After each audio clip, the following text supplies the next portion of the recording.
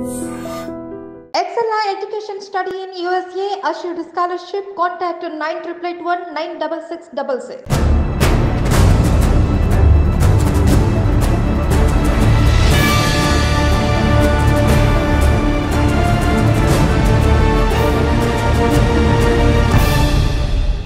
Welcome to I dream.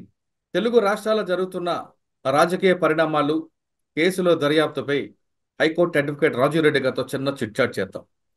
ఇటీవల కాలంలో రెండు రాష్ట్రాల్లో జరుగుతున్న సెన్సేషనల్ కేసులు ఏ దశలో ఉన్నాయి, ఒక్కొక్క కేసు ఏ స్థాయిలో వస్తుంది, వాటితో పాటు రెండు రాష్ట్రాలు ఎన్నికల వేడి వచ్చింది కాబట్టి ఆ ఎన్నికల పరిణామాలు ఏ విధంగా ఉండిపోతున్నాయి, అదేవిధంగా ఇటీవల జరుగుతున్న సర్వేలు వెనక ఉన్న నిజాలు ఏ విధంగా ఉన్న విషయం రాజురెడ్డి గారు అడుగుదాం. రాజురెడ్డి గారు నమస్తే అండి. నమస్తే. ముందుగా తీసుకుంటే తెలంగాణ రాష్ట్రంలో ఎప్పటి నుంచో జరుగుతున్న కవిత ఢిల్లీ లిక్కర్ కేసులో కవితకి ఇప్పటికీ ఆల్రెడీ ఈడీ కేసులో, సిబిఐ కేసులో జైల్లో ఉన్నారు. ఆవిడకి ఒకసారి బెయిల్ పిటిషన్ వచ్చింది. బెయిల్ పిటిషన్ మీద కోర్టు తీర్పు రిజర్వ్ చేశారు. కానీ ఎల్లుండి వస్తున్న మే 6వ తారీఖు నాడు దాంట్లో క్లారిటీ వస్తుంది కాబట్టి సిబిఐ కేసులో కానీ ఈడీ కేసులో కానీ కవితకి బెయిల్ వస్తుందా రాదా?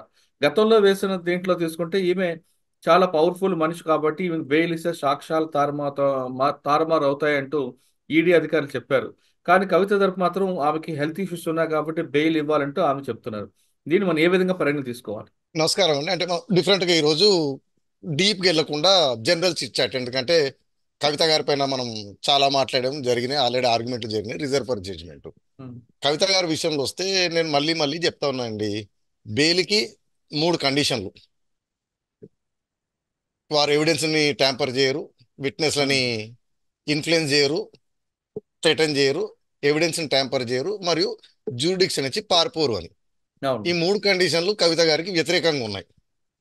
అంటే ఆవిడ పెద్ద పొలిటికల్ లీడరు ఒకటి, రెండోది ఆల్రెడీ ఎవిడెన్స్ని ట్యాంపర్ చేసినట్టు ప్రైమా ఫేసి ఎస్టాబ్లిష్ చేస్తున్నారు, సెల్ ఫోన్లు డిలీట్ చేశారు, ఆ రామచంద్ర పిల్లె వాళ్ళు వీళ్ళు స్టేట్మెంట్లు మార్చడం, కాబట్టి బెయిల్ వచ్చే ఛాన్సులు చాలా చాలా తక్కువ.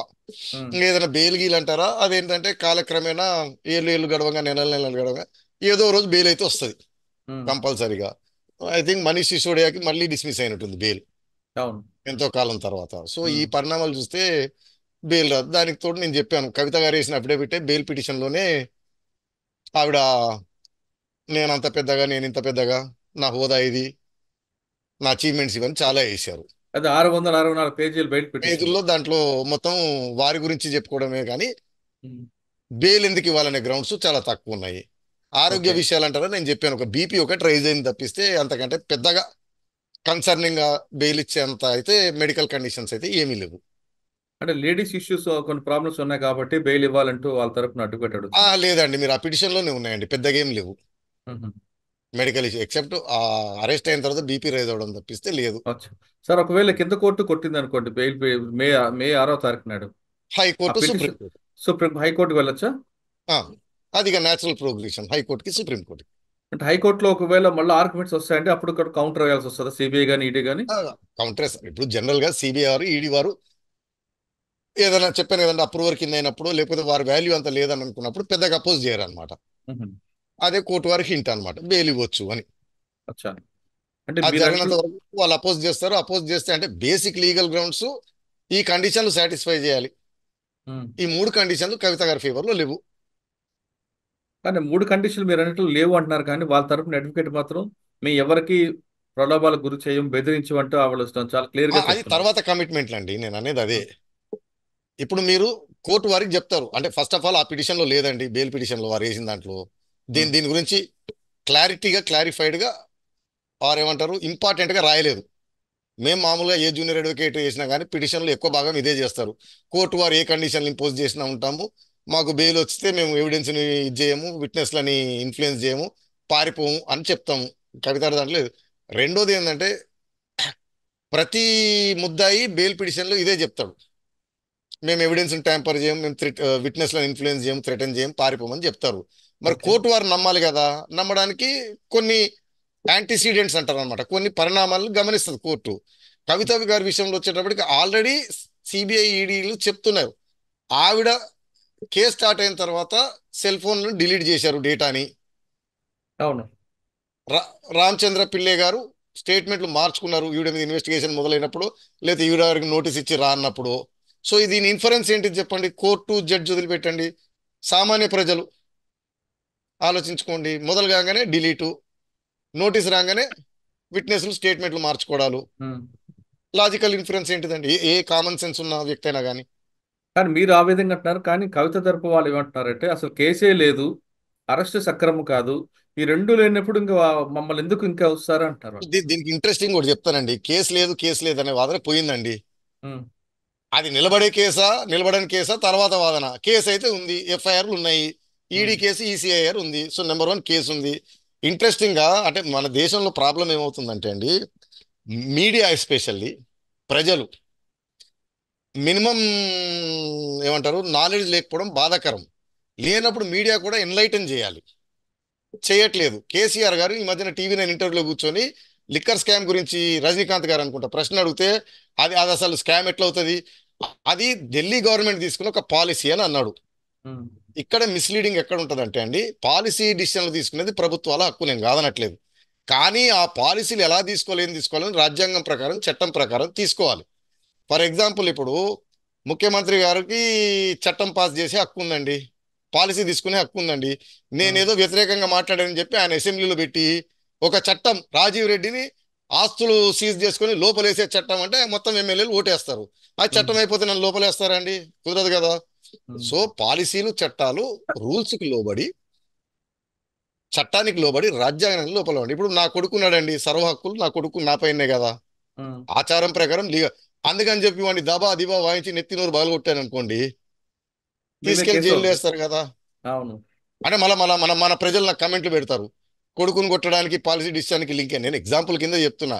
అంటే ప్రభుత్వానికి విచక్షణాధికారాలు ఉంటాయి పాలసీ డిసిషన్లు తీసుకోవడానికి, చట్టాలను అమలు చేయడానికి. కానీ ఆ విచక్షణాధికారాలు చట్టానికి లోబడి, రాజ్యాంగానికి లోబడి చేయాలి, నెంబర్ 1. నెంబర్ 2, చట్టానికి రాజ్యాంగానికి లోబడి చేసిన చట్టంను కూడా దాన్ని మిస్యూజ్ చేయకూడదు. ఇప్పుడు మీకు skill development case best example అండి. క్యాబినెట్ రిజల్యూషన్ ద్వారా స్కిల్ డెవలప్మెంట్ పెట్టారు అనుకున్నాం కాసేపటికి, ఉమ్, బడ్జెట్ రిలీజ్ చేశారు. రిలీజ్ చేసిన బడ్జెట్ పని చేయని, సప్లై చేయని కంపెనీలకు ఇచ్చారు అనుకోండి. అవును. నేను అనేది ఇది తెలుగుదేశం వారు కూడా, తెలుగుదేశం మీడియా కూడా ఇదే పాలసీ డిసిషన్, క్యాబినెట్ డిసిషన్ అని తిప్పుతా ఉన్నారు. ఈవెన్ జగన్మోహన్ రెడ్డి గారి కేసులో కూడా స్ట్రేంజ్ గా క్యాబినెట్ నిర్ణయాలు, నిర్ణయాల ప్రకారం జీవోలు వచ్చినాయి. ఈ జీవోల ప్రకారం ఎవరెవరైతే భూములు అలాట్ చేశారో, ఎవరెవరికైతే ఫేవర్లు చేశారో, అంటే ఫేవర్లు అయినాయో, వారికి వారు జగన్ గారి కంపెనీలో డబ్బులు పెట్టారు అనేది. మరి ఇప్పుడు కేసీఆర్ గారి వాదన, చంద్రబాబు నాయుడు గారి వాదన తీసుకుంటే, జగన్ గారి కేసులు హయ్యర్ లెవెల్లో ఉన్నాయి. క్యాబినెట్ నిర్ణయం జీవో ప్రకారమే ఇచ్చారు, అవును. జీవో వైలేషన్ లేవు. కానీ ఆ జీవోల ద్వారా అలాట్ అయినప్పుడు ఆ టైంలో ఉమ్, లాజికల్ ఇన్ఫరెన్స్, ఆ టైంలో జగన్ గారి కంపెనీలకు డబ్బులు వచ్చాయి కాబట్టి అవకతవకలు జరిగాయి అనేది.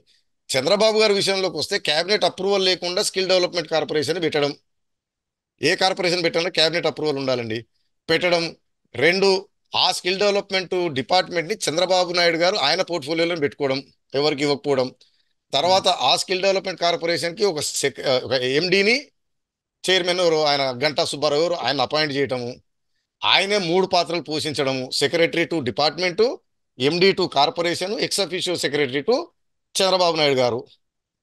అర్థమైందా అండి? అవును. దాంట్లోంచి ఆ డబ్బులు దారి మళ్లించారు అనేది. ఉమ్, సో ఇక్కడ కరప్షన్ యాక్ట్ అప్లై అయ్యేది సుబ్బారావు గారికి, కాన్స్పిరసీ, కుట్ర పన్నాడు అప్లై అయ్యేది చంద్రబాబు నాయుడు గారు. చంద్రబాబు 120B. సో కేసీఆర్ గారు చెప్పినట్టు అది పాలసీ డిసిషన్ అండి. దాని స్కామ్ ఎట్లా అంటారంటే, ఇప్పుడు పాలసీ డిసిషన్లు తీసుకొని హైదరాబాద్ అసెంబ్లీ, అర్థమైందండి మీకు, హైటెక్ సిటీలు ఇవన్నీ రాజిరెడ్డి గారికి, మురళి గారికి, రేవంత్ రెడ్డి గారికి ప్రేమ ఎక్కువ రాసి ఇచ్చేసారనుకోండి, పాలసీ డిసిషన్. కాబట్టి కేసు లేదు, స్కామ్ జరగలేదు అనేది ఇప్పుడు వాదన కాదు. ఓకే. ప్రైమా ఫేసి ఒక పాలసీ డిసిషన్ తీసుకున్నారు, ఆ పాలసీలో అవకతవకలు జరిగినాయి. దాని ద్వారా ఒక్కోసారి స్ట్రైట్ పాలసీ అండి, అవకతవకలు జరగవు. ఒక కాంట్రాక్ట్ ఇవ్వాలని అనుకుంటారు, contract terms conditions, tender conditions అన్ని బ్రహ్మాండంగా ఉంటాయి. దానికి మీరు క్వాలిఫై కూడా అవుతారు. మురళి గారు, రాజీవ్ గారు టెండర్ వేశారు, మురళి గారే క్వాలిఫై అవుతున్నారు. ఆ క్వాలిఫై అయిన దాన్ని కూడా అతను లంచం తీసుకొని కాంట్రాక్ట్ ఇచ్చాడు అనుకోండి, నేరమేగా, అవును, నేరమే కదా. నేరమే కదా. అవును. కాబట్టి అంటే కేసీఆర్ గారు అలా చెప్పడము, ఆ పార్టీకి సంబంధించిన వారు, ఆ వర్గానికి సంబంధించిన వారు అదంతా నిజం అనుకోవటము, రజనీకాంత్ గారు దాన్ని ఫాలోఅప్ క్వశ్చన్ అడగకపోవడము, ఉమ్, అయ్యా అది పాలసీ డిసిషన్ ఎవరు తప్పట్టట్లేదు, ఢిల్లీలో జరిగింది పాలసీ డిసిషన్, చట్టానికి లోబడి లేదు, అవకతవకలు జరిగాయి రూల్స్ విరుద్ధంగా, ఆ విరుద్ధంగా జరిగిన పాలసీ డిసిషన్ ద్వారా లంచాలు వచ్చాయి, దానివల్ల ప్రభుత్వ ఖజానాకి నష్టం జరిగింది. ఇది కేసు. సార్ సాధారణంగా ముఖ్యమంత్రికి కొన్ని విచక్షణ అధికారులు ఉంటాయి కాబట్టి. అవునండి, నేను అంటే విచక్షణాధికారాలు అంటే మనకి ఇంగ్లీష్లో చెప్పాలంటే పదే పదే లాలో ఏం చెప్తారంటే discretionary powers should be exercised lawfully, or, reasonably అంటారు అనమాట. రైట్ ఇప్పుడు సార్. జిల్లా జడ్జి గారికి ఉరిశిక్ష చేసే హక్కు ఉంటుందండి, ఉమ్, అది వారి విచక్షణాధికారం, ఎవరిని లోపలేయాలి ఎవరు బయటికి వేయాలనేది. మురళి గారిని రాజీవ్ గారిని 2 కేసుల్లో తీసుకెళ్లారు. ఉమ్. జిల్లా జడ్జి గారు నేను చిన్నప్పుడు క్లాస్మేట్లు ఉన్నప్పుడు ఇద్దరం ఒక అమ్మాయికి లైన్ వేసాము, ఆ అమ్మాయి నాకు పడింది, జిల్లా జడ్జి గారికి పడలేదు. ఆ అర్థమైందండి. కోపంతో. అవును. ఆ కోపంతో కేసు ప్రూవ్డ్, ఉరిశిక్ష అని దొబ్బాడు అనుకోండి, ఆ, జిల్లా జడ్జిని లోపలేస్తారు. విచక్షణ అధికారం అర్థం ఏంటంటే ఉమ్, అపరిమితమైన విచక్షణ అధికారం కాదు, పరిమితులకు లోబడి విచక్షణ ఎక్సర్సైజ్ చేయడం. సేమ్ నా కొడుకుని నేను డిసిప్లిన్ లో పెట్టుకోవాలి, క్రమశిక్షణలో పెట్టుకోవాలి అని నేను విచక్షణ ఎక్సర్సైజ్, ఆ అవును. విచక్షణ నేను ఐరన్ రాడో సుత్తో తీసుకొని వాయించాను అనుకోండి ఆవేశపడి, అది వైలేట్ చేయటం అనమాట. అంటే అక్కడ వరకే కాదు, మీరు నార్వే లాంటి కంట్రీకి వెళ్తే మీ పిల్లని తిట్టినా సరే కేసు అవుతుంది కదా. ఇక్కడ కూడా అండి, ఆహా, స్కాట్లాండ్ లో కూడా. ఇక్కడ కూడా అంటే మరి తిట్టినా కొట్టినా కేసు కాదు, కానీ నేను అనేది అదే, మీరు అదే. మీ మీ మీ రెస్పాన్సిబిలిటీని రీజనబుల్